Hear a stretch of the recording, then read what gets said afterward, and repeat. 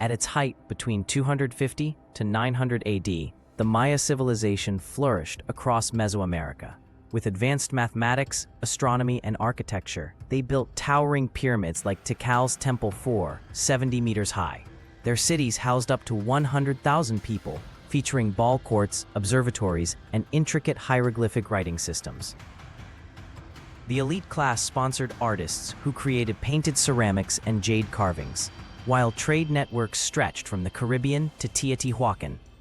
Tree ring studies reveal severe droughts between 800 to 930 AD, with rainfall dropping by 40%. Soil depletion from slash-and-burn agriculture reduced corn yields, the staple crop providing 70% of calories. Pollen samples show deforestation peaked as cities needed 20 trees to produce 1 meter squared of lime plaster for buildings. Skeletal remains exhibit increasing malnutrition markers during this period. Stele records describe escalating wars between Tikal, Calakmul, and Copan. In 810 AD, Copan's last king, Yaxpasaj Chanyopat, was deposed after 68 years of rule. Chemical analysis of obsidian weapons shows trade routes shifted to armed militias.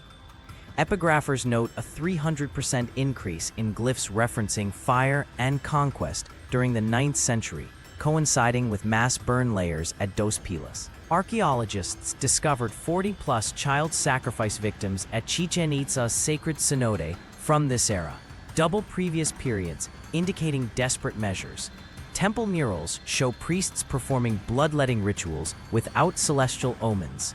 Ceramic vessels depict the death god, Apuch, more frequently than fertility deities.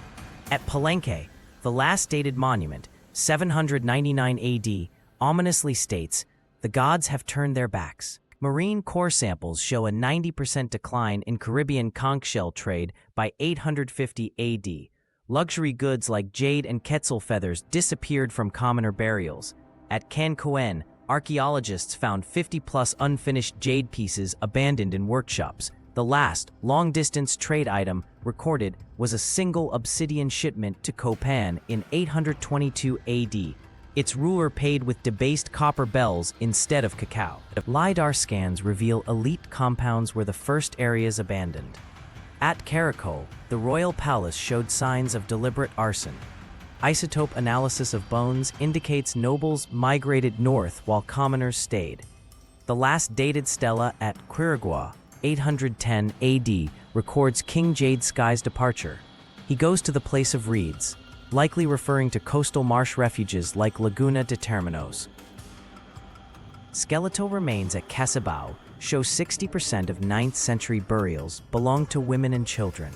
Men likely died in conflicts.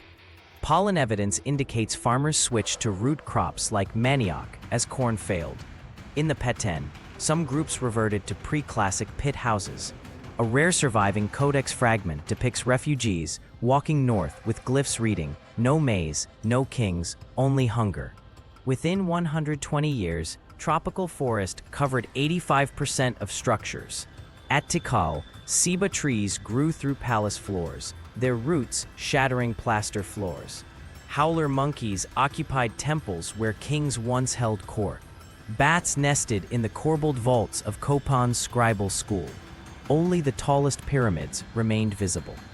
Spanish conquistadors, in the 1500s, mistook them for natural hills. Post-classic villages show only 5% of classic period material culture. Pottery became undecorated, reverting to pre-250 AD styles. In Belize's baking pot, survivors ate more deer and freshwater snails as agriculture failed. Some groups merged with incoming Toltec migrants, creating hybrid cultures like at Mayapan. Oral traditions preserved fragments of knowledge. The Dresden Codex's eclipse tables survived via these lineages. By 1050 AD, 90% of the southern lowlands were depopulated. The last long count date ever carved was 909 AD at Tanina. Modern studies estimate a 95% population decline, from 10 million to 500,000. When Cortés arrived in 1524, local guides couldn't read the glyphs at Tullum, yet the Maya persisted. Today, 6 million speak Mayan languages, and traditional milpa farming continues, a testament to cultural resilience beyond empire.